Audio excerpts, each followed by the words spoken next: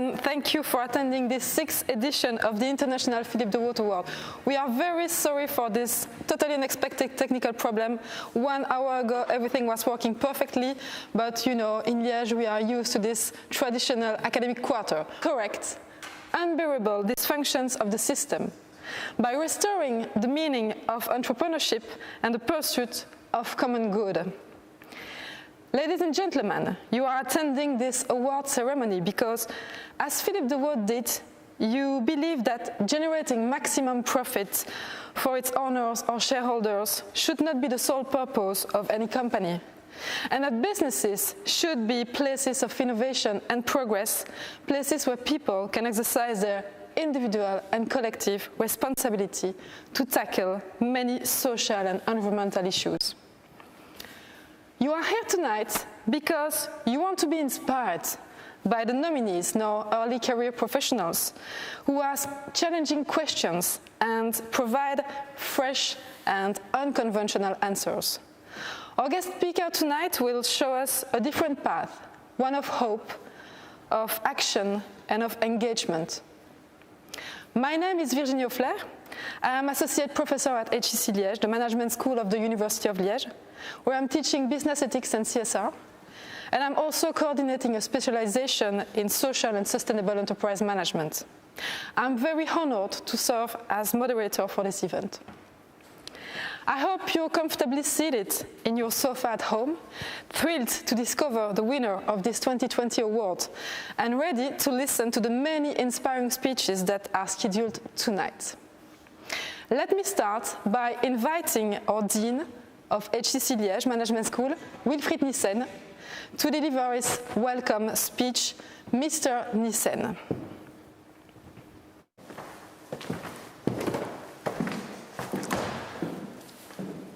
Good evening, ladies and gentlemen. I'm very happy to welcome you at HEC Liège, the Management School of the University of Liège, under these very special circumstances due to the COVID-19 crisis. When I've been contacted to potentially host the Philippe de Woot Award contest at Liège, I was in China. I was there to develop our executive education activities. Who would have been able to predict that nearly 2 years later, the award ceremony has to be held online due to a worldwide pandemic, which comes from China and which seems to be under control over there, while we in Europe are facing a strong second wave. HEC Liège has immediately been very enthusiastic to organize the contest.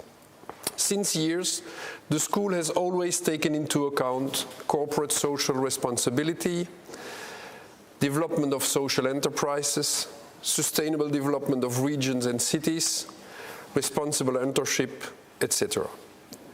We do this in the fields of education, research, and services to the society. And thus, it's a pleasure to host today's event.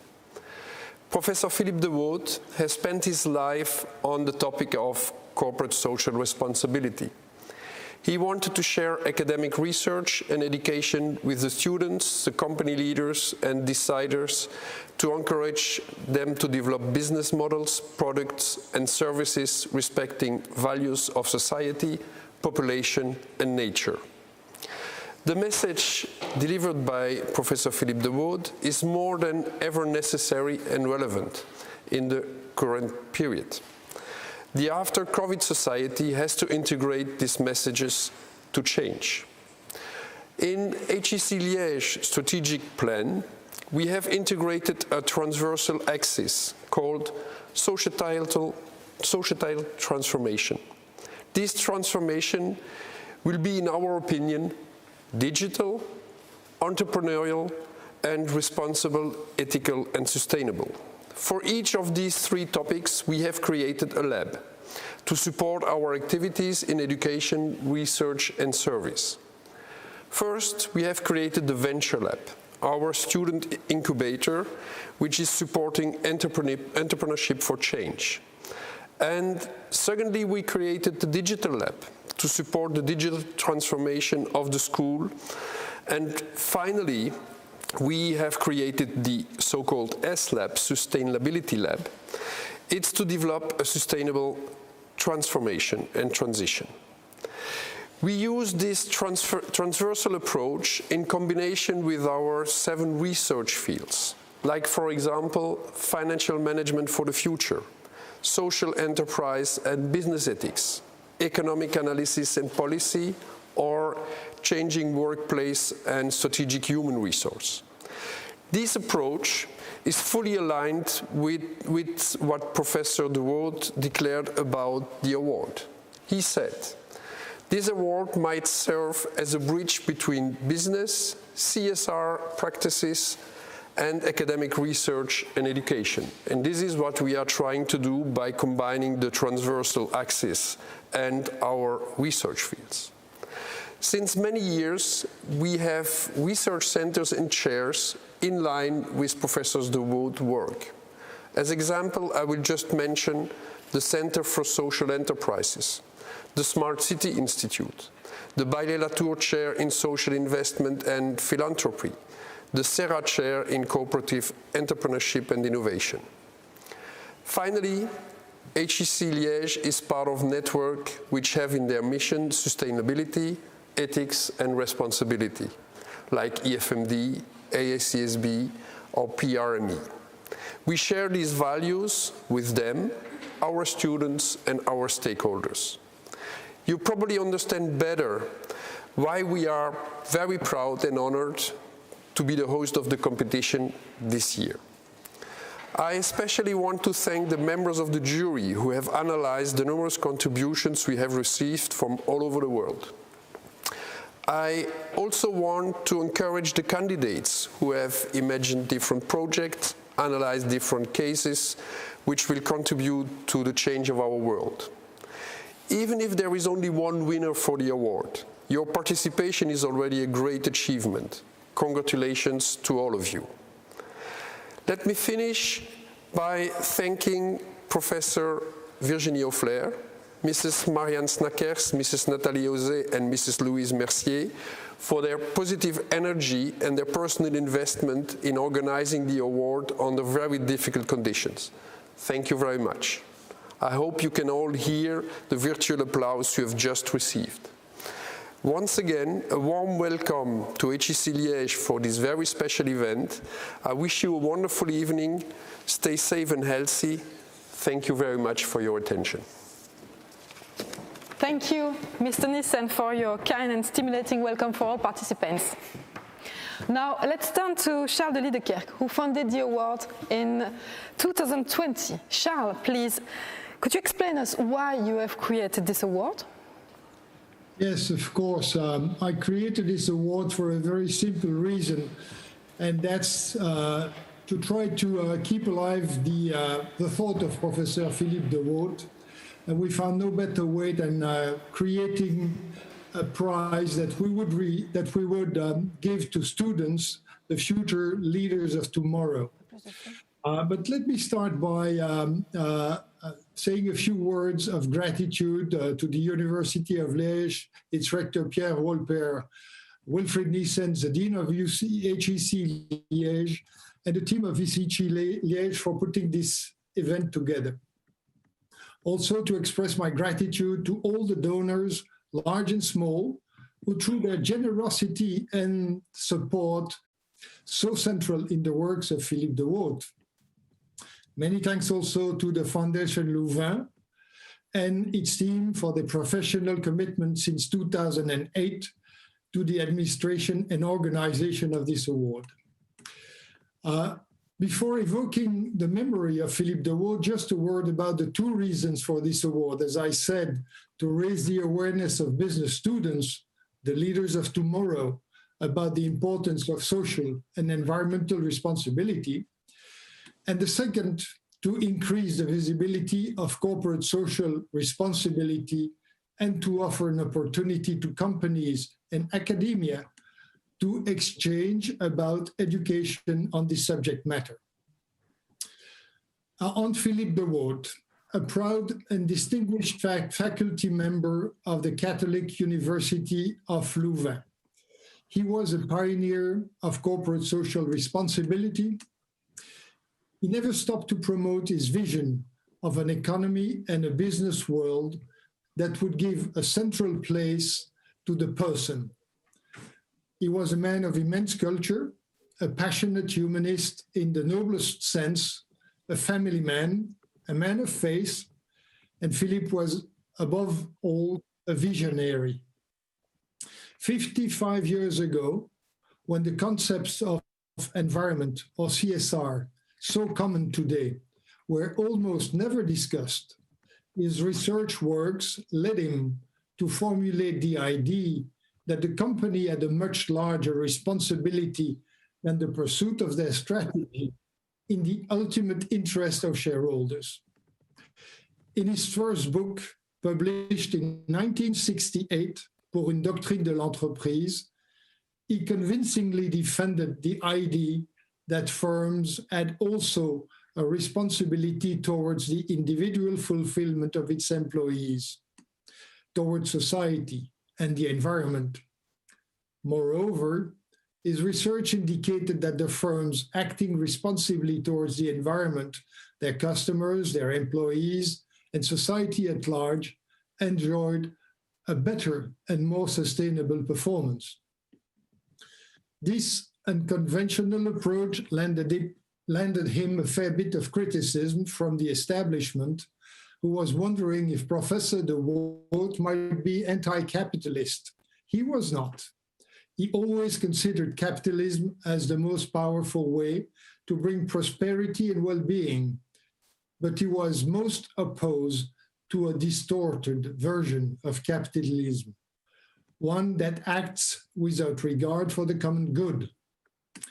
Philippe was also a nonconformist.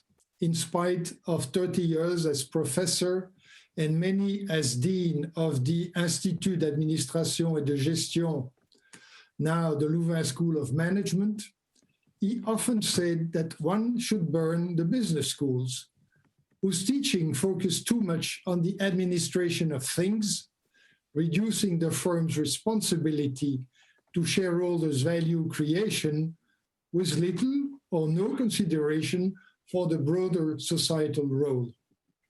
He was no fan of Milton Friedman. To him, creativity was the most important dimension, but creativity with a meaning, a societal and ethical dimension. Responsible creativity, creativity made of imagination, of courage to take risks, of passion to get through. He constantly reminded his students and business leaders alike to examine the true meaning of their choices and decisions under the light of three difficult questions: for what, for whom, and how.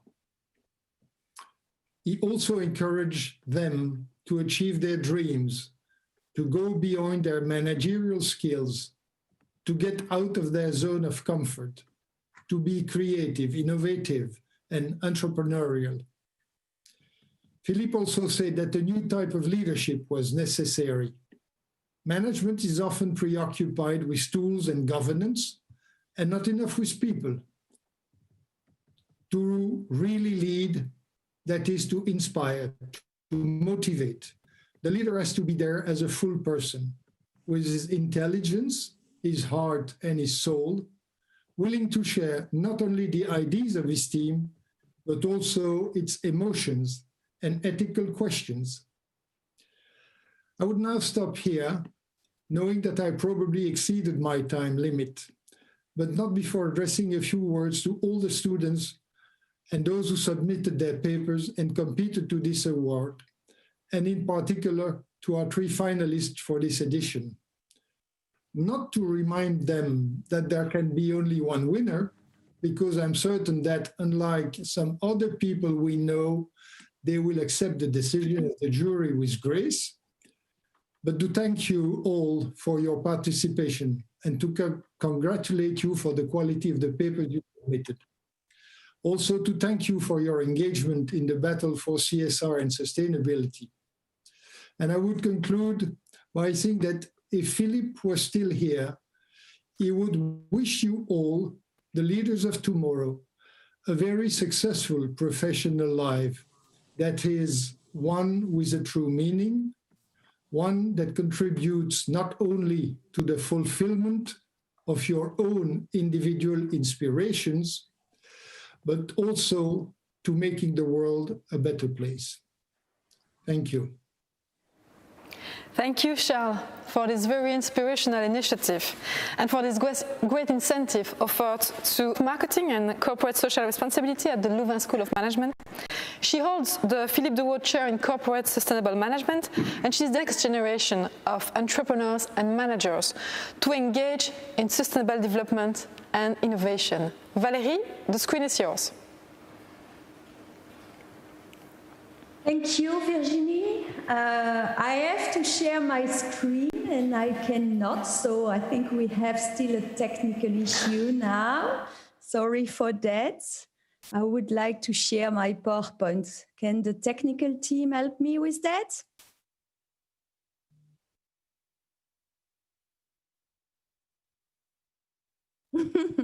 Which? Can I or not? If not, I can do without, but that's a pity. Yes?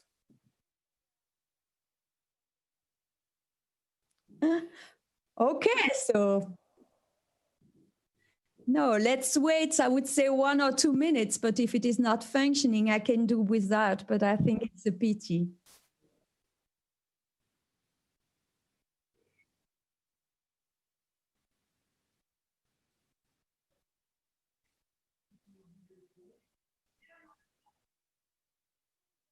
Allowed to do it, Valérie. I don't know why, but I was just before. That's a pity, you know.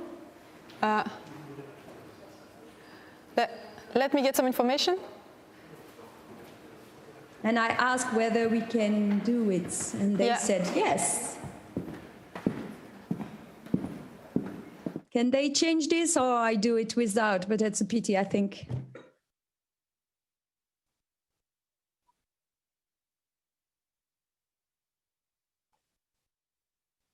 They just have to allow me to share my screen. That's it.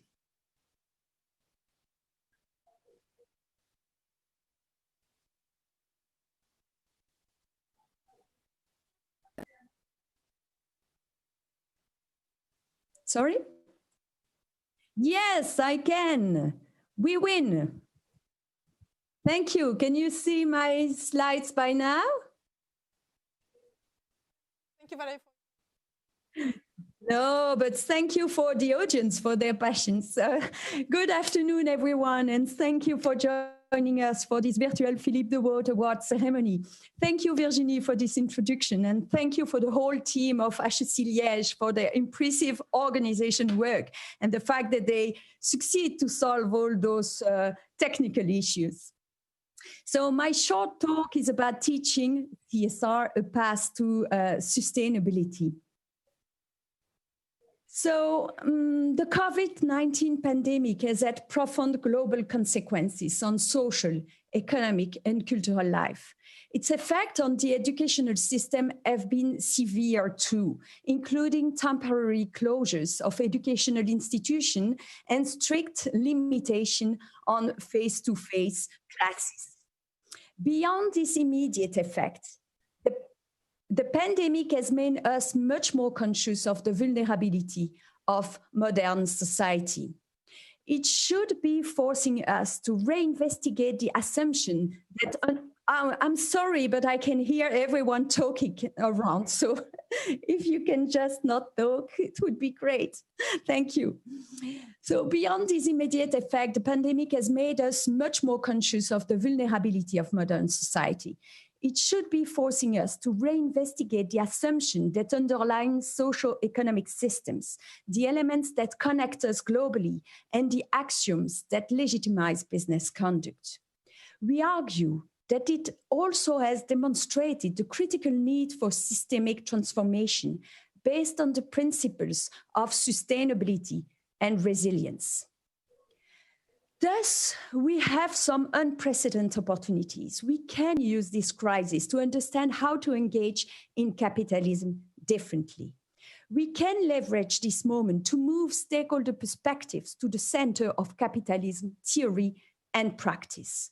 We can rely on our educational achievements to drive recovery efforts that also build more sustainable and resilient society. Challenging conditions can be an opportunity for reshaping higher education by redefining teaching methods, leadership models, and interaction channels. This effort must recognize the mismatch that exists between the mindset, competencies, and skills required to address global crisis and the mindset, competencies, and skills currently provided through a conventional university education. Sustainability issues might show up in business school programs, but they often present it as a new source of corporate profit or market growth. They uncritically emphasize only a shared value approach, which degrades sustainability simply as a means to an end. In this sense, the pandemic should spark another type of change. We must be more critical about instrumental business case approaches to sustainability. We must question assumptions about business as usual. And we also must question teaching as usual. And we propose 4 problematic in independent silos: interdisciplinarity. When we fail to address problems from social sciences and humanities should be a given. Second, a convention is that knowledge gets transmitted from the expert teacher to the novice students. Instead, teachers should transform.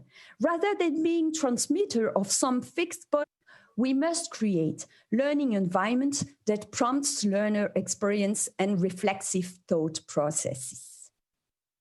Third, intellect is not the only legitimate learning mode. Students' emotional engagement is essential to foster behavioral changes. Emotions frame, transform, make sense of human perception, thoughts, and activities. It is educators' responsibility to deploy holistic pedagogies that engage students in emotional learning. If education elicits positive emotions, students can develop bonds with the natural environment and embrace sustainability values, including caring. Students who realize the true scope of the complex responses needed to tackle problems of sustainability may experience negative feelings of disappointment and self-doubt, and those feelings should be accommodated too. Fourth, teaching tends to be conceived of as a private rather than a community-based activity. But higher education must enable learners to gain perspective by taking a collective approach. Partnership involving business, NGOs, public institutions, and policymakers offer new possibilities for learning and sources of creativity and innovation. In projects that involve cooperation with a practicing partner, students learn about real-world challenges and benefit from those partners' expertise and experiences. At the same time, the partner's capacity as critical agents of change can increase. Instead of usual teaching approaches, Professor Philippe de Woot would encourage us to develop transformative learning by empowering learners to overcome the status quo. These learners can make informed decisions and take responsible action for environmental integrity. Economic inspire learners to create new visions and paradigms to make the world better cities, and then offer innovative interdisciplinary solutions. It is also essential to train decision makers to make economic and political choices that acknowledge the needs to transition toward a more sustainable society. We might assert that the mission of sustainability education is to change both individuals and society. Does that sound like an overestimation of the role of education? When learners are empowered with knowledge, critical reflection tools, and sustainability literacy through, they are equipped to take action and make changes that benefit themselves and others around the world. But we must use the lessons we learn in this time. We must embrace the... Thanks, Valérie. Thanks. We are very grateful for this encouraging outlook, and it seems that many young people are already on this path to CSR, and their master thesis is the best example of that. It's now time to move to the next part of the event.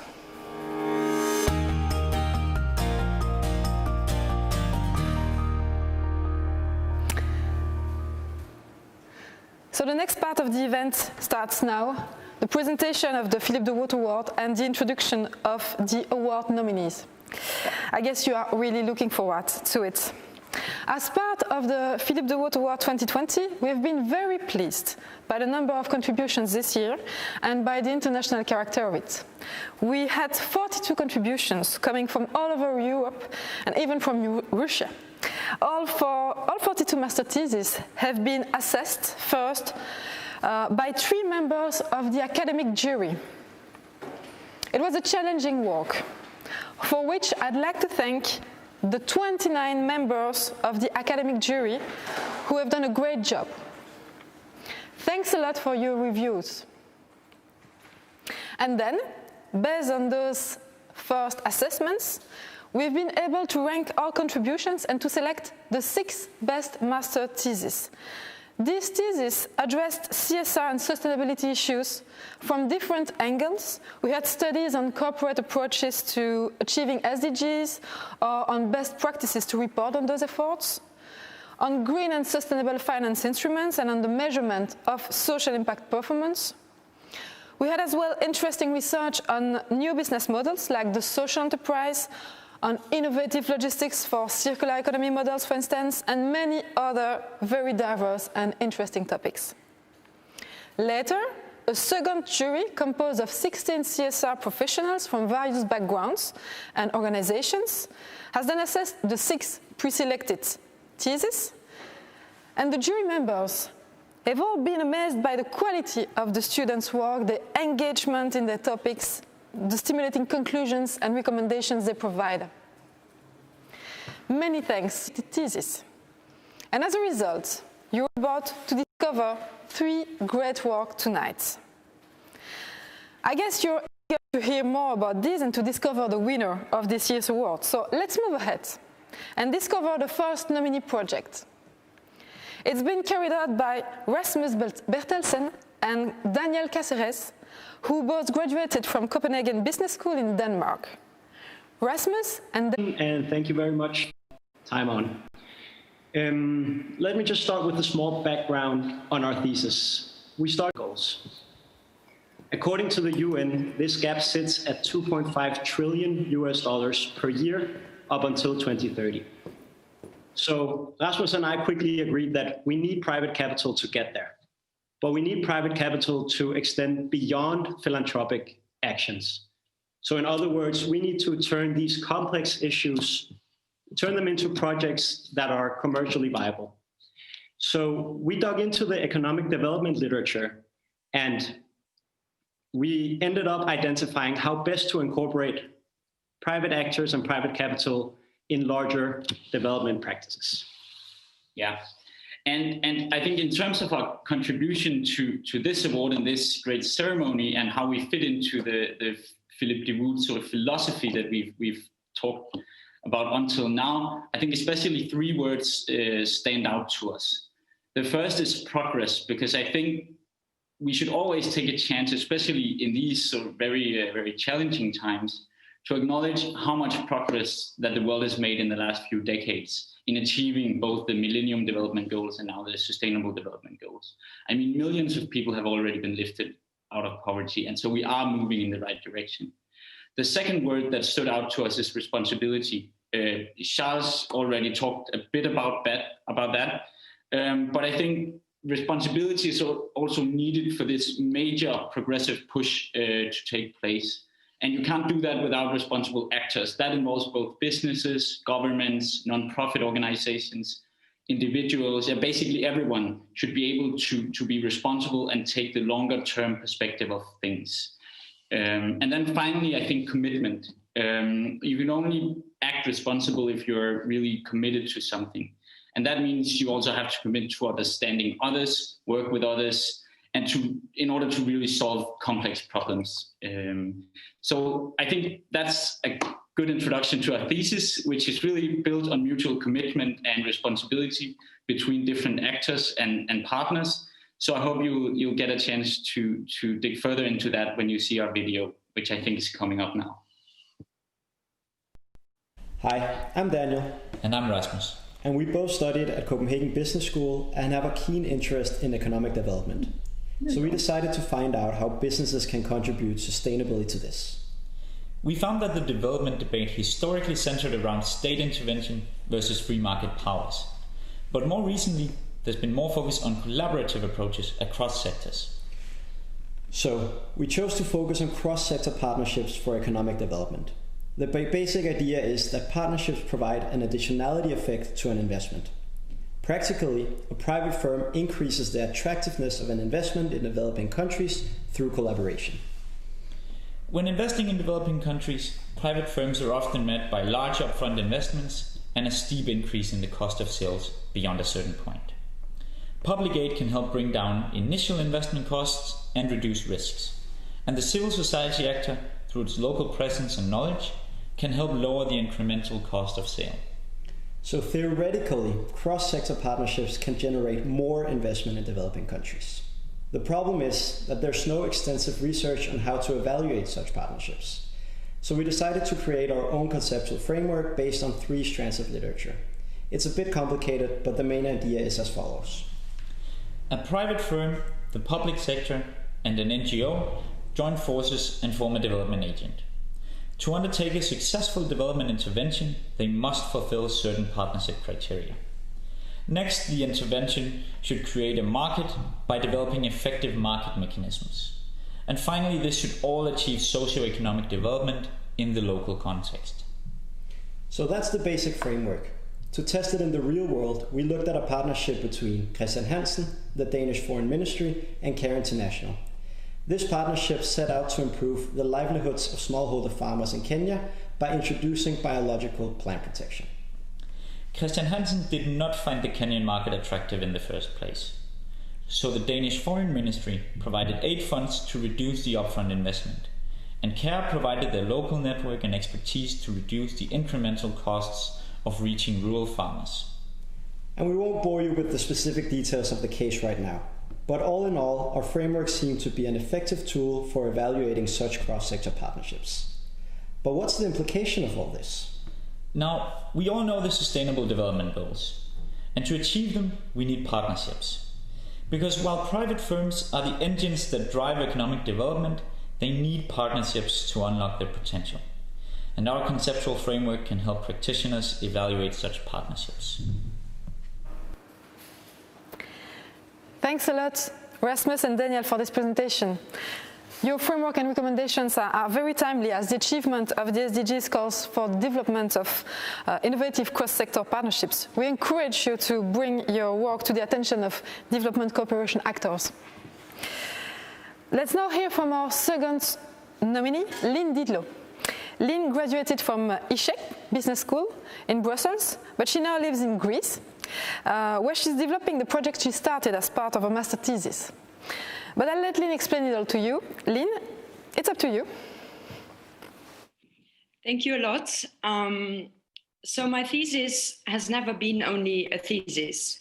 Everything I do, my life, has been shaped by my experiences in Greece. I'm currently living here in Athens, working full-time in the Anchor project.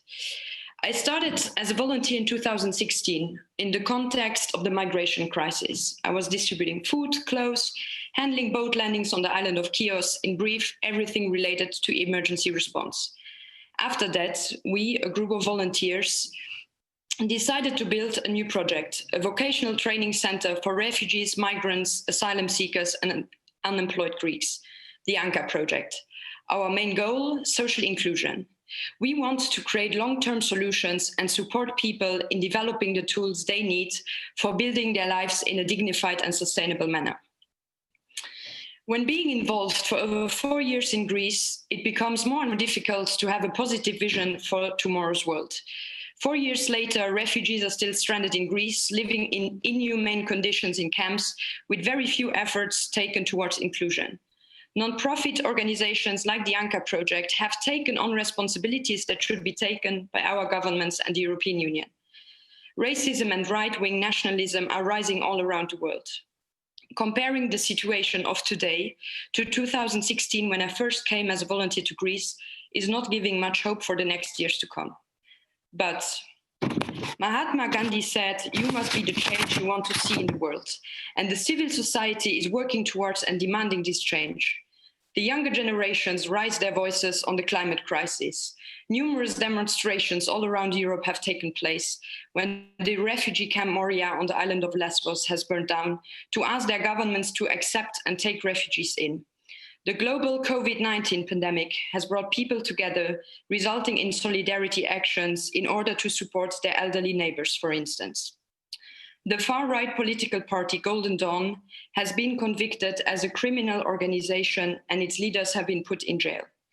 Many volunteers of all around the world come together in Greece and in other countries to take their responsibility and to be part of the change in this world.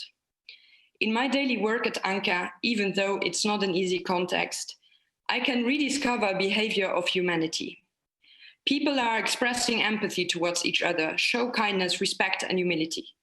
I hope that we all can rediscover this feeling of humanity, bringing us closer together and feeling connected to each other, regardless of gender, nationality, political opinion, religion, or sexual preference. Today at Anka, we are able to give employment to 8 people, 4 from the refugee community and from 4 of the Greek community. We can see how our students learn new skills, improve their language skills, find jobs in Athens, and find their place in this society. These accomplishments are the ones that keep you going. They might seem like a drop in the ocean, but each drop causes a ripple effect. We may never know what far-reaching impact even the simplest action might have around us. I envision a world where people find a genuine meaning for their lives, a world where people do not take everything for granted, but question and demand a change to their leaders and governments. I envision a world where community and solidarity triumph over individualism and profit. A world where the fear of foreigners can be transformed into appreciation of each other's differences. A world where we advocate for social inclusion, an acknowledgement of a shared history, equal opportunities, and a celebration of cultures and skills. And this is what we're trying to do with the Anka project. Please have a look at this video explaining you more.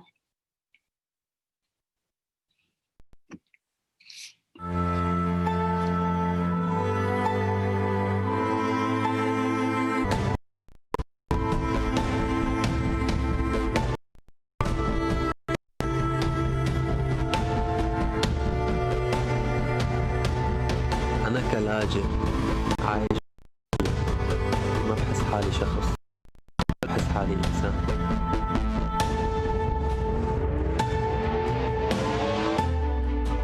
They become numbers.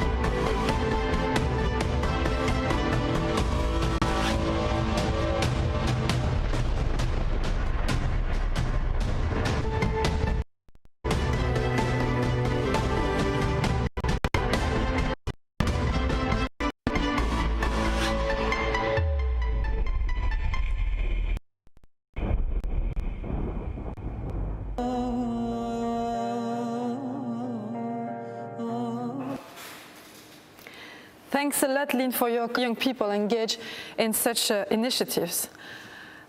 We now come to the third nominee, Isaline Thirion, who actually graduated from HEC Liège. I can tell you she was a great student, and as you will discover, she studied a core issue for the development of impact finance. Isaline, the screen is yours. Can you tell us more about your research? Sure. Thank you for the introduction, and thank you, Lynn, Daniel, and Rasmus for your presentations. Really interesting. So I wrote my thesis in the field of impact investing, which, for those who may not know, refers to investments with a purpose to generate positive impact. So my research is based on a question actually raised by practitioners, impact fund managers, because as they use similar investment instruments that the traditional financial sector, impact fund managers realize that these don't necessarily support their impact objectives. So they must innovate to move from profits-oriented tools to others that better support their mission and help to create positive change. So it's one of those innovative mechanisms that is investigated in my thesis, and I believe it's important because it seems obvious now that finance has a key role to play in the transition towards a responsible economy to support organizations and entrepreneurs acting for the common good.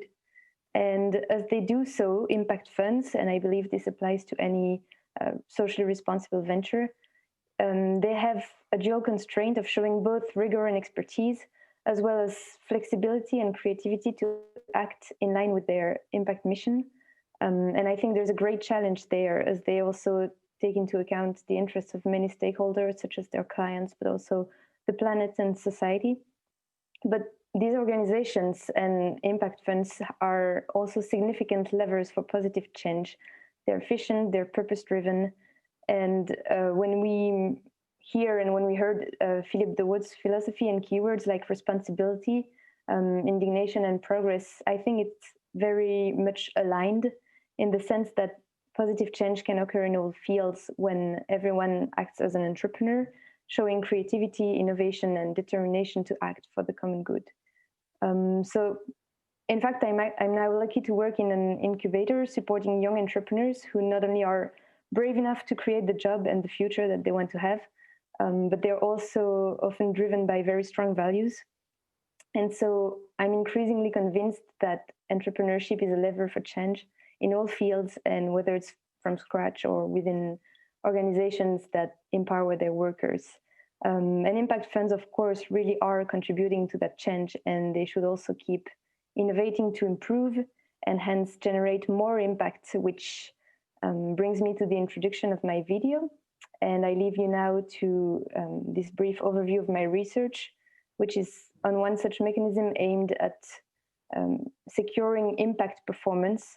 And it's an impact-based compensation mechanism for fund managers, but I leave you to the video.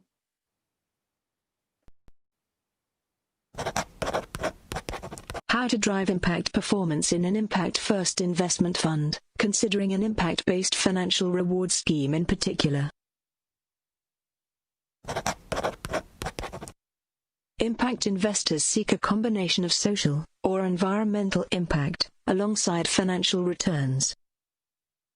Impact fund managers manage an impact fund entity and carry out investments on behalf of investors.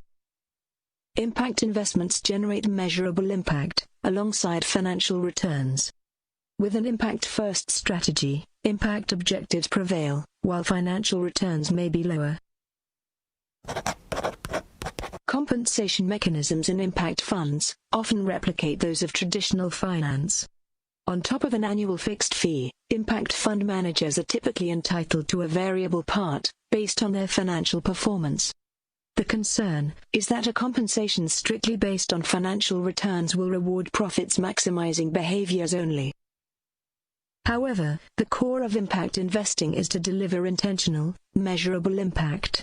Shouldn't fund managers then be incentivized on their impact performance as well? We investigate how variable compensation based on the fund's impact provides an alternative incentive in the context of impact investing. We interviewed 22 players of the impact field around the world, including impact fund managers, advisors, and experts. We wanted to know how pioneer impact funds have designed impact-based incentive structures. And secondly, we wanted to investigate how impact-based compensation can strengthen fund managers' focus on impact. We find that impact-based compensation is a valuable alternative to align fund managers' interests with those of investors. It triggers discussions on impact, as impact performance is locked into the reward formula. It also signals, to other players in the impact field, that the fund is truly committed to impact. The heart of the mechanism is impact assessment. In fact, there is a trade-off because measuring impact is valuable to manage and maximize impact, but it also requires time and resources. Therefore, a balance must be found to measure impact with sufficient reliability, at reasonable costs. Finally, we spotted the risk that unreliable or insufficient impact assessment may provide inappropriate or counterproductive incentives.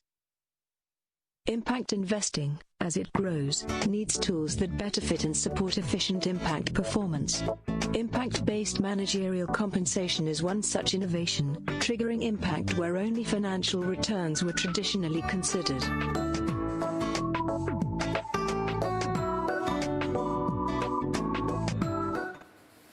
Thanks a lot, Zéline, for your presentation of a core issue for the development of sustainable finance. Your work reminds us the importance of the consistency of managerial discourse and organizational behaviors. So, contributions will have an impact on all of us. And now the time has come to award the 2020 prize.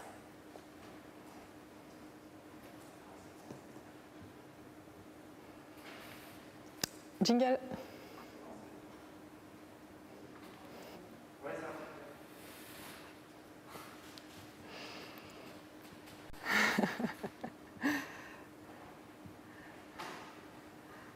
Jingle? No jingle? Should I move to...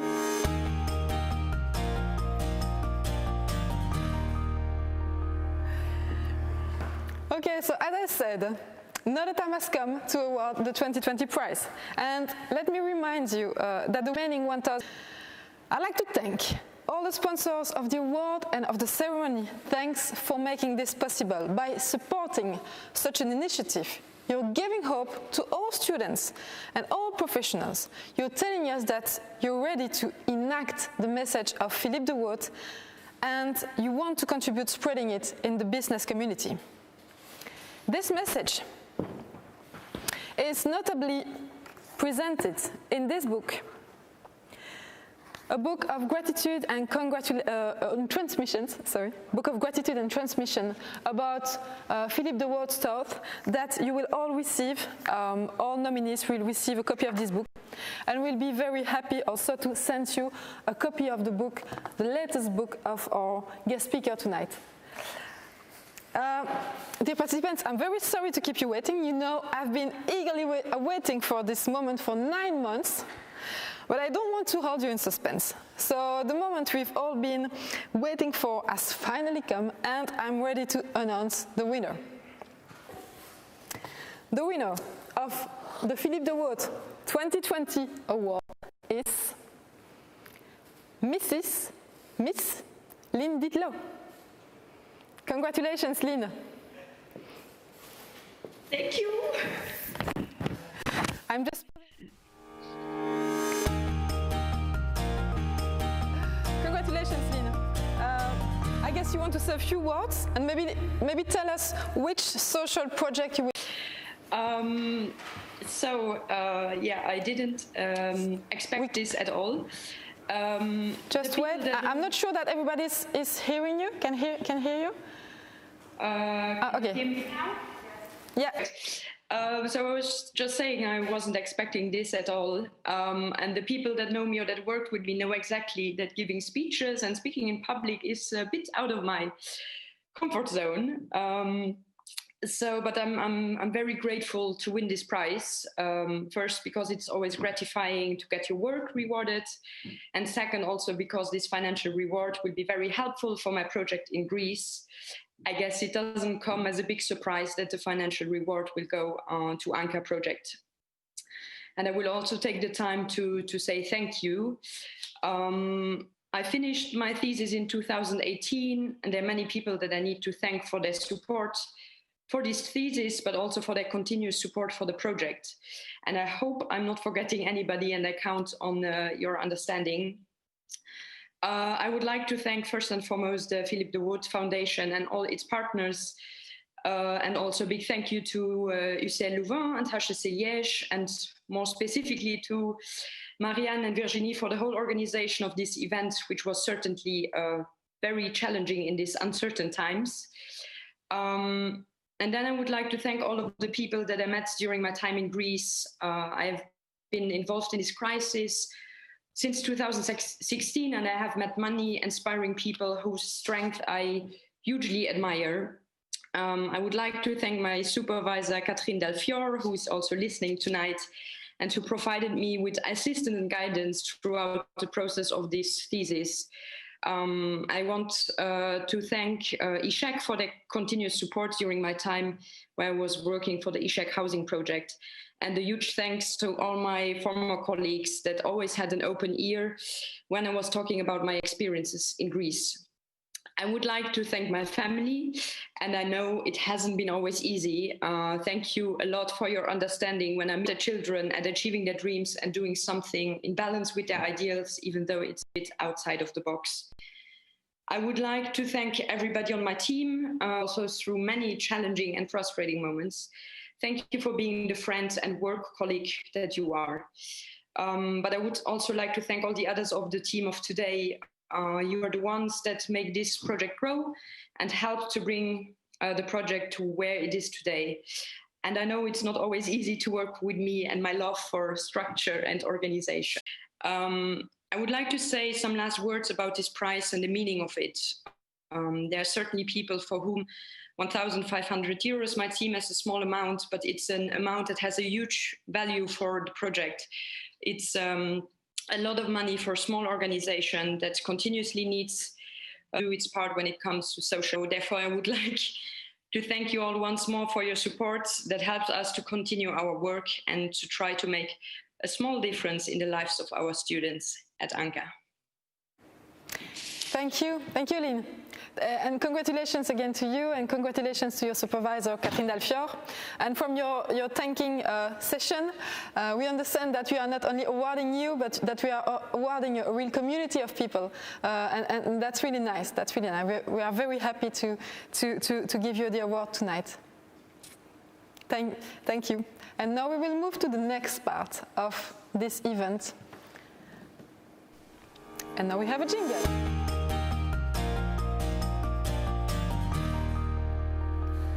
So, our guest speaker tonight has been described as a cultural optimist. He believes that people are capable of doing remarkable things and that things can quickly improve, especially when people get together. His optimism is Liège, an ecosystem that he finds very inspiring. He says about Liège that our city is a delicious taste of the future. What a pity that you're all behind your screens, unable to discover this delicious taste tonight.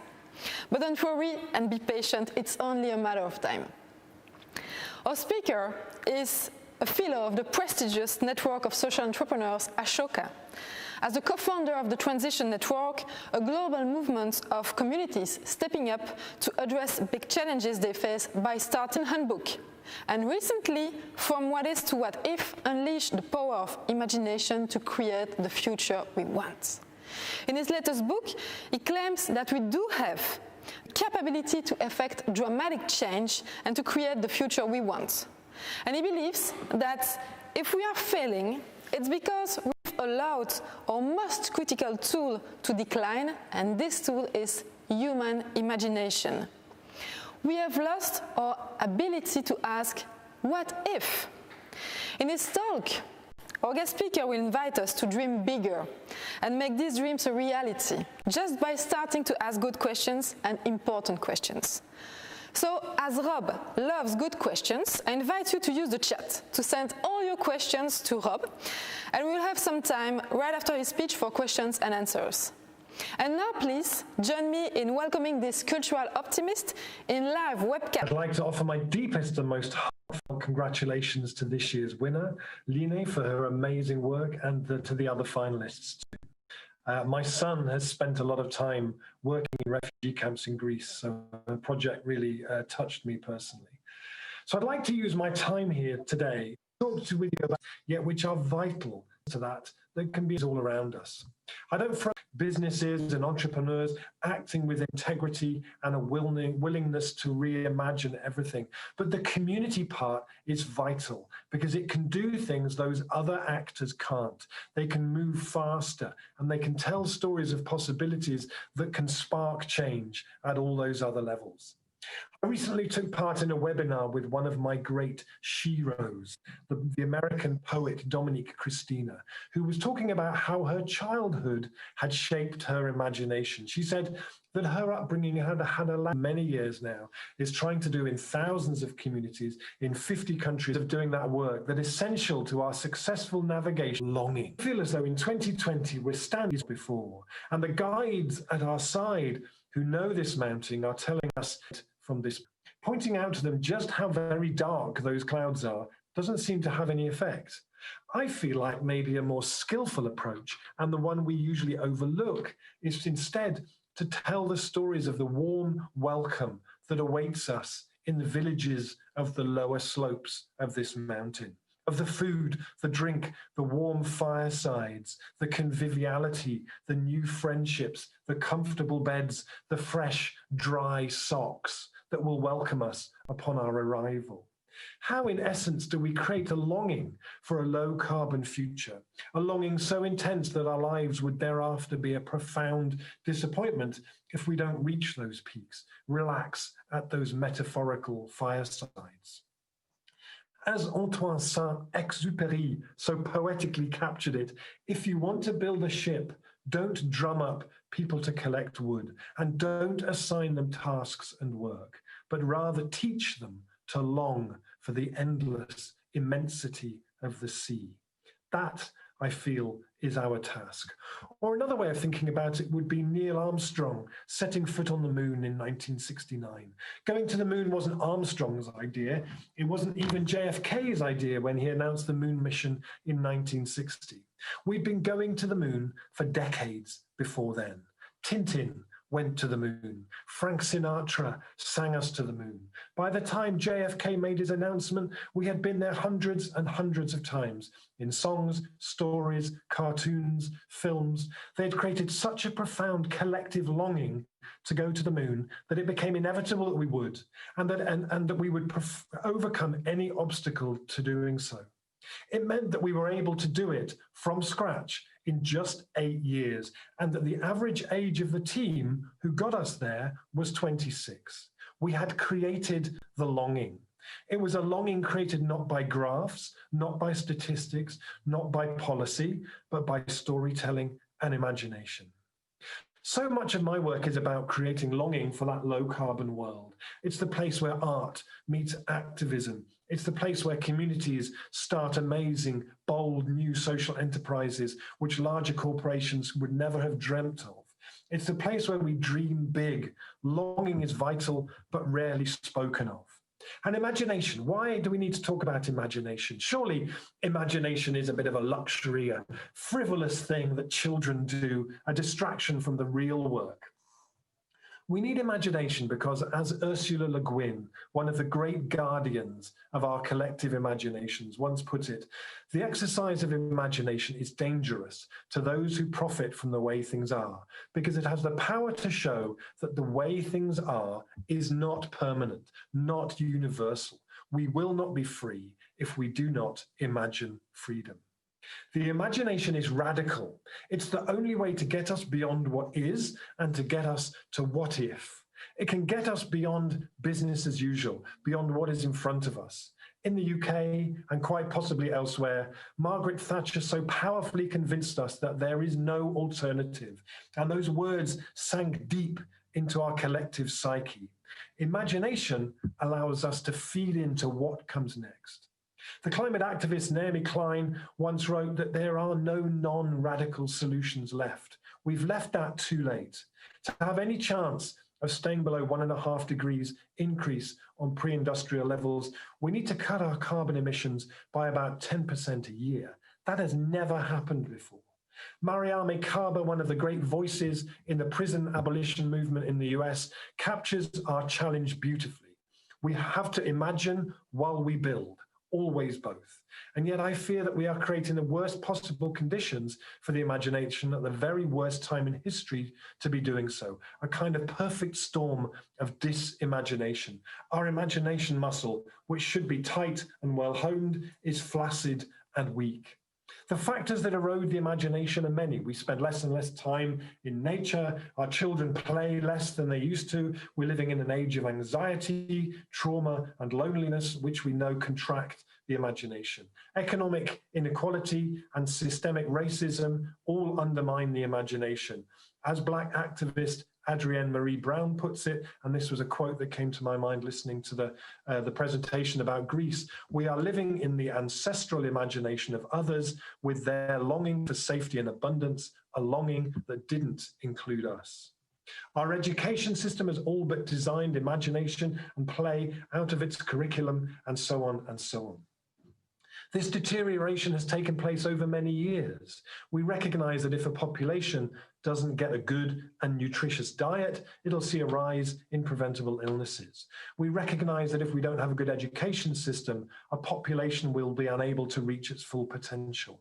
And yet, just out of our vision, our collective imagination, our ability to, as the educationalist John Dewey put it, imagine things as if they could be otherwise, is in decline. And that really, really matters. So what can we do? How might we best create the world in which the kind of brilliant, imaginative ideas captured by our finalists today and in the movements and visionaries around the world can flourish and become the new reality? I would like to offer a challenge to everyone at this wonderful event this evening, everyone listening to it now or later. What might you do to create the best conditions in the areas over which you have influence for the flourishing of the imagination? I recently spoke to someone who is a head of a local authority here in the UK. At the end of a workshop I ran with them on imagination, she said to me, "I think we have forgotten how to say yes." I found that really moving and very powerful. So many organizations, I think, have lost that ability in the same way, and at the worst time possible in history for that to be the case. I'd like to tell you a quick story. I was in Germany just before lockdown, invited by Patagonia, the large clothing company. They invited me because they had realized as an organization that while being recognized as one of the world's most sustainable companies, who have pioneered good practice and who do amazing work supporting environmental campaigners around the world, they were not in their daily actions acting as though this were a climate and ecological emergency. On the first evening, we did lots of exercises and activities together. And the next day, we did an exercise I called the Walk of What If. I divided them into groups of 6. They went for a walk in the snow and the mountains where we were based. The invitation was to come up with as many what if questions as they could in response to the overarching what if question. What if, in everything it did, Patagonia were to act as if this were a climate and ecological emergency? There were, though, I told them, just 2 rules. The first was that they were not to feel constrained by what is, such as current budgets or budget development plans, rather to think big and bold and ambitious. The second was that when somebody was to raise a what-if question, they could only respond by saying yes and, not yes but. Yes but is where good ideas go to die. Those 2 words shut down possibilities. You've all encountered it when you suggest good ideas. Yes, but it's too late. Yes, but it's too idealistic, too expensive, just not possible. Yes, and on the other hand, opens up possibilities. I learned it from studying theatrical improvisation. Someone makes a suggestion, inviting the other person to build on their idea. One person might say, "What do you think of my hat?" Even though they clearly aren't wearing a hat. Yes, but you're not wearing a hat would shut down any further creativity. Saying, "Yes, it's amazing. And what does that handle on the side do?" opens up further explorations and trust between the actors. Yes, and takes us to places that could only have arisen through the trust and cooperation of those involved. So our friends in Patagonia headed out into the snow, suggesting what-if questions that were then met with yes and responses. An hour later, they came back in an almost altered state of consciousness. It was really quite something, with armfuls of what-if questions. And by the end of the day, we had taken several of those ideas and worked them up into initiatives the company could initiate tomorrow.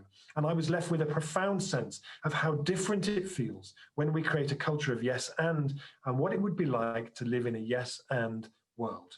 So to you, as organizations, as people who can influence organizations and help them to be more imaginative, I just have a few what-if questions you might like to consider. What if you became an organization that said yes more often and more enthusiastically? What if you declared a climate and ecological emergency, and rather than that being somehow limiting, you saw it as the opportunity for previously unimaginable creativity and possibility? What if our universities taught all of their courses, whether economics or engineering or entrepreneurship, through that lens? What if you sought to create the ideal conditions for the imagination to flourish within your organization? What if you then made pacts, agreements to ensure those ideas became a reality, in effect, meeting the imagination halfway? What if the primary purpose of your organization was to create a deep longing for a low carbon future? What if the next 10 years turned out okay? What if they were the 10 years of the most profound, exquisite, and delicious change, and they were remembered as the years of a revolution of the imagination? What if we actually did this? And most importantly, whether it's in your own life or in the culture of your organization, make space. Make space. The imagination needs space. And right now it is starved of it. Albert Einstein always said his best ideas came to him when he rode his bicycle in the forest. Yet for so many people, there is no space, no time for daydreaming. The chief executive of Netflix recently said that he regarded the main competitor to his business as being sleep. Make space. I'd like to thank you for inviting me here today. I feel, from the little I know about Monsieur de Woot, that he would have approved of these ideas. Corporate social responsibility, social entrepreneurship, underpinned by a well-nourished, well-exercised, and valued imagination is a wonderful and deeply needed thing. I want to close by reassuring you that I have visited many hundreds of communities who are doing this work, building new economies, new energy systems, new food infrastructures, new community connections, working in different ways to expand the collective sense of what's possible. I traveled to them all by train, having given up flying in 2006 as being an activity utterly incompatible with being a climate activist. These communities wait for no one's permission, and they create amazing things. And no one has ever complained to me of feeling less empowered, less connected, less alive. The best thing about the imagination is that it feels great. We feel more alive, more present, more vital. And the very last thing I want to leave you with comes from the US climate change journalist Eric Holthaus, who wrote in an article last week, all of this probably feels radical. In 2025, it won't. Thank you. Congratulations to the finalists and to the winner, and power to the imagination. Thanks, Rob. We are really grateful for the time and effort you took to share your thoughts and experience with us. Your enthusiasm is contagious, and we hope to use your valuable insights in the life of our communities. So the house is now open for questions and comments, and we have received many great questions through the chat, which is moderated by my colleague Sibylle Mertens, you know, and whom I'd like to thank. And so the first question participants would like to ask you is, how can we, for instance, as professors, as teachers, stimulate our students to ask what-if question? What is the freedom we really have as professors, as teachers, in this very framed system of education?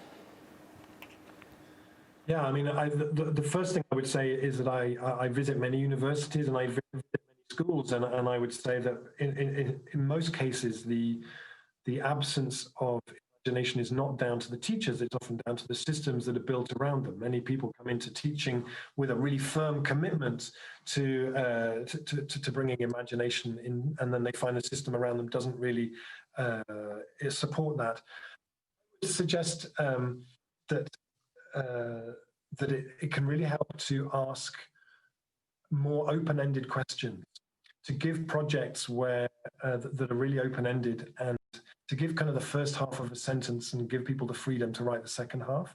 I think also to, where possible, to use the place around the university really as a key resource, and to ground it in that, and bring play. How do we bring play into how we teach? You know, I was a teacher of permaculture for many years, not in university, but in an adult college, and I brought lots of play into that, and lots of because I think lots of people come to university and come to colleges bringing with them a lot of trauma about school, and this idea that there is one right answer to every problem. And so I would often, we would often play and do different things and make things really immersive.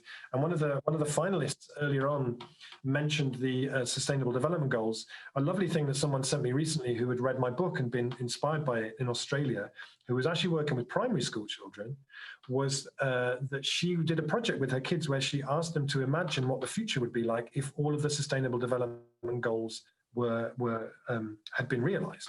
So she taught them about them and why do we need them, and then she said, okay, imagine what the future would be like, and then build that. And some of them built it in Minecraft, some of them built it with cardboard, someone painted it, people did different things with it, but they then lived in it and inhabited it. And I'd love to see courses through a lens that says, this is a climate and ecological emergency, but what could we create out of that? What could the future be like? And then we work out how to actually get there.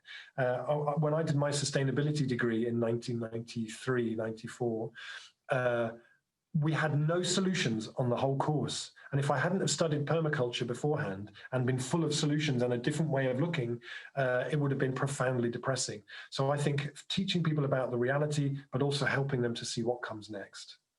Okay, and related to what you just said, the example in Australia, do you think that fostering creativity, imagination since the early childhood is important? Isn't it too late when young people arrive at business schools, at university? It's never too late. It's never too late, but you know, I do a lot of research. When I've written, as you said, I've written several books, and they normally have a section about climate change, which means I have to read the latest climate science, which is heartbreaking every time. You know, and I always say to people, if you aren't regularly terrified about climate change, you're not reading the science properly. You know, go back and read it again. But I have to say, reading the research about the decline of play in our education system for young children was really, really terrifying. In the UK, we have children as young as 4 taking days off school from stress because of the testing that starts at that age. And the research about what happens to children as they grow up when they are denied play, when they aren't able to play, or play is restricted, is really, really damaging. And we see a rise of things like ADHD and depression in quite small children. So our education, it needs to start from very young. And, you know, I have kids, and I think as parents, we need to really very intentionally create the best conditions we possibly can for our kids, reading them stories, actually playing with them, taking them out into nature a lot. But it's never too late. And I've done a lot of work with young adults where, you know, we have a play gene. We know how to play. It's in there somewhere. And I've visited lots of projects where communities just would close their streets to play so the kids could play. And they said, all you have to do is create the right conditions and the play happens. You get the cars out, you make it a safe space, it fills up with children playing. Where did they all come from? I didn't even know there were so many kids. And it's the same with people when they come to university. If we create the right conditions for the imagination, that's what happens, because that's who we are. Okay. I get your point for the education system, but then I wonder, and participants wonder, how then can ultra-capitalist companies develop their imagination and think outside the box? Will they be forced to completely change their business models? Is it what it means? I think we have to be really realistic that the scale and the urgency of the climate and ecological emergency means that we need some companies who are prepared to have the imagination of designing their own contraction and disappearance, and and in the same way that tobacco companies really should have done in the 1970s and 1980s, and in the way that fossil fuel companies and fracking companies and so on really need to be doing right now. If we have companies who are just profoundly unsustainable and have no chance of ever becoming sustainable, then they really need to be step aside and be replaced by other companies. But I think where there are companies who are genuinely committed to playing a really active and bold role in the then for me, imagination is what we need to be looking at. We hear all the time in the business world about innovation. Innovation is always the word. For me, innovation is not the thing we need to be focusing on right now, because innovation is something that you do when your fundamental model works okay. And that's not the case now. You can innovate with something, I don't know, like pizza. So you can innovate with pizza and try different toppings and different flour for the base and stuff, because we understand pizza and pizza is great and it works and we love it. It's not the same with a growth-based economic system, which is pushing humanity off a cliff at enormous speed. Under those conditions, you need to reimagine things. So within companies, within organizations, we need to be, and I mentioned the story about Patagonia, they're one of the leaders in this. How do we create the space within those companies for that imagining? Because normally everyone is so busy, there's not really that time and space. We need to be putting space into those organizations to really say, how do we act responsibly and compassionately and imaginatively in this time of the climate and ecological emergency? Thanks, Robert. You said the idea of resilience is a more useful concept than the idea of sustainability. Both concepts works hand in hand, so why going for resiliency instead of sustainability? Because sustainability tends to be a term that is used to say, we're up here and we need to get down to here. And so sustainability tends to imagine a kind of a smooth downward profile to get to that particular. But it's not going to be like that. Actually, it's going to be more like this. There will be shocks on the way down. And when we look at, even during COVID in my town, when we look at the food supply to this town, COVID was a real test, and climate change is a huge test to how a town like this feeds itself. We know when the lorry drivers went on strike in the year 2000 that we were 3 days away from running out of food, because the local food system that used to feed a city like this has kind of disappeared. So I would look, you mentioned about Ceinture Alimentaire in Liège. I would say Ceinture Alimentaire in Liège is not a sustainability initiative, it's a resilience initiative. It's kind of a sustainability initiative too, but for me, primarily, it's about resilience, because it's looking at Liège and saying the food system of this city is profoundly vulnerable to shocks. And that's a problem, because we're moving into a time when those shocks are going to increase. So let's build a new food system that is not about how do we bounce back after a shock, but how do we we see the shocks coming and use that as the opportunity to bounce forward to something better, which is more based around bringing production closer to home, inviting community investment, making good food available to all.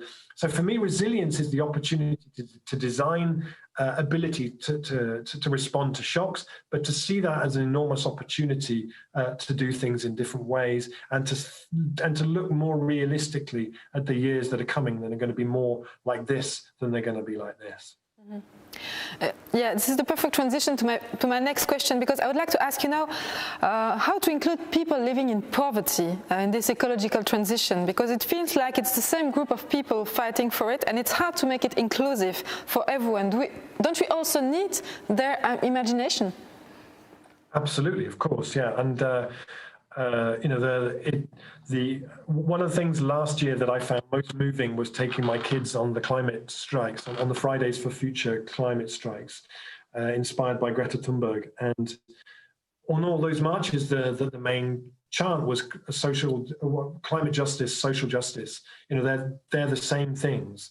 And a couple of years ago, I visited Grand Sainte near Dunkirk on the northwest coast of France there, where they had a mayor called Damien Carême, who was doing some of the most inspiring work around climate change that I've ever seen. And his philosophy was that the things that we do for climate change have to start by improving the life of the poorest people in the city. The climate justice and social justice are the same thing.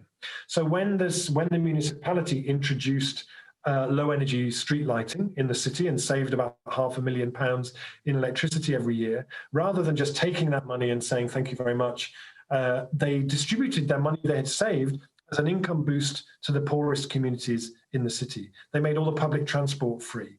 All the social housing was being built as passive housing, so you wouldn't need to heat it when you lived in it. Around the poorest apartment blocks in the city, people had said, we want space to grow food. They took up all the tarmac and concrete around the apartment blocks and gave food for people. The main shops in the center of the city that the municipality owned, they made available to social enterprises.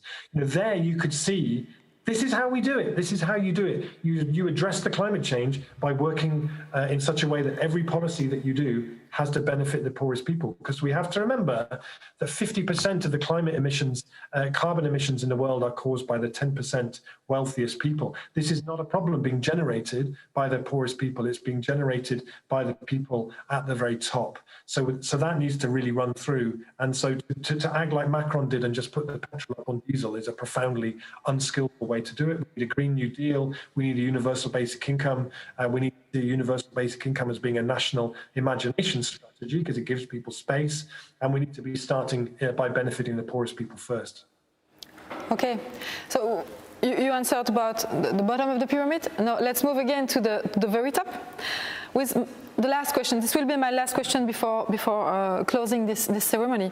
Are the 17 SDGs established by the United Nations a sufficient step to counter the current ecological and social challenges? Do you think that such a framework will limit maybe some creative minds? Or weakness to have those SDGs? I think the SDGs are really useful in many ways, apart from the 8th one, because the 8th one says that we have to have economic growth in order to achieve the Sustainable Development Goals, whereas I would say that actually economic growth is one of the key things that is blocking our ability to achieve the Sustainable Development Goals. That if we assume that we can just continue growing our economy infinitely, and that somehow is going to be the way to achieve what we need to achieve, I think we're rather deluding ourselves. The thing as well with the Sustainable Development Goals for me is that they're a bit like the conversation with Patagonia. They're very good and but are we really acting? Since the Sustainable Development Goals were approved, have they actually accelerated our response to the climate and ecological emergency? Have they meant that governments have accelerated what they're doing? I'm not sure. I feel like maybe Extinction Rebellion and the school strikes have actually so far achieved more in terms of raising awareness than the Sustainable Development Goals have. But they're a very useful framework. The only thing I would say as well is I feel like often things like the Sustainable Development Goals talk about the role of communities and that we need to involve communities in this work, but they often assume that communities will just do everything as volunteers forever. One thing I've observed through the transition movement is that actually if we want communities to lead on implementing the Sustainable Development Goals, we have to resource them. We can do a certain amount as volunteers, but we can do an awful lot more when we actually resource communities properly and give them what they need in order to do this work properly. Thanks, Rob, for your uplifting answers. This is really heartening, and I'm sure participants have benefited a lot from your thoughts. Thank you very much. Thank you for having me. Thank you. Yeah, thanks. And we are already reaching the end of the ceremony. We are a bit late, but we started a bit late, but it's now time to wrap up. This award ceremony has offered us an opportunity to think more about making the world a better place.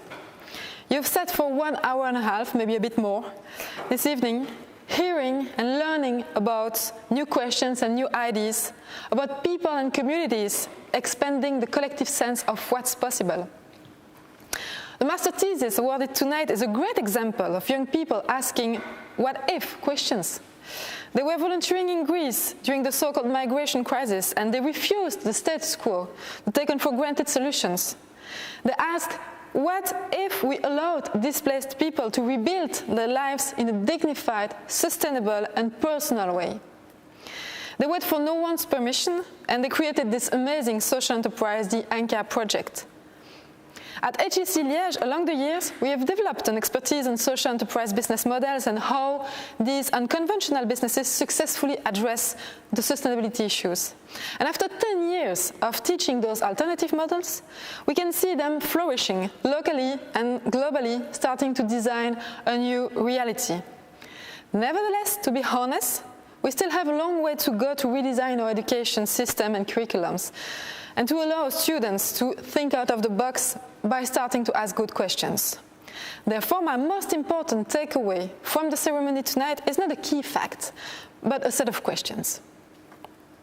What if we decided that our prior mission now, as teachers, as a business school, as universities, is creating the ideal conditions for the imagination to flourish within our universities and business schools? What might you do to create the best conditions for the flourishing of imagination in the areas over which you have influence, the companies you are managing? What if the first step of our sustainability strategies was instigating the revolution of the imagination? My answer to this question is definitely yes, and I again wish to congratulate Lynn, Isaline, Rasmus, Daniel, and all other students who have applied for this award. I want to congratulate them for all the work that is behind their nomination for this award. Thank you also to all the speakers for their contributions to this very successful program. And thanks a lot to the technical staff and the organizing team of this 2020 edition of the award. A big thank also to the sponsors of the award. Your support of this ceremony is very much appreciated. And finally, we would like to thank you very much for your attendance and participation in this ceremony. And we look forward to seeing you in 2022 for the 7th edition of the award. Good evening to all of you.